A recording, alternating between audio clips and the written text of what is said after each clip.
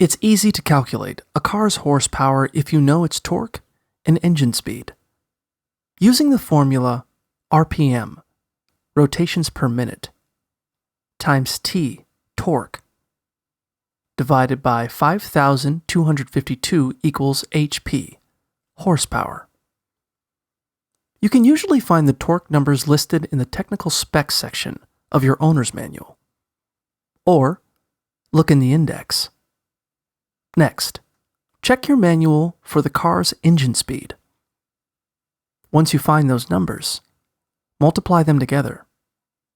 For instance, if the torque is 480 and the engine speed is 2,500 rotations per minute, multiply those together to get 1,200,000.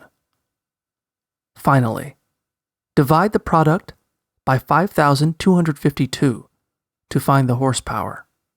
In our example, 1,200,000 divided by 5,252 equals 228.48. Round to the nearest whole number to get a horsepower of 228. To calculate the horsepower of an electric motor, you'll use a slightly different formula. Look at the manufacturer's information to find the voltage, V, current in amps, I, and efficiency, EFF, of the motor. Then use the formula V times I times EFF divided by 746 to find the horsepower.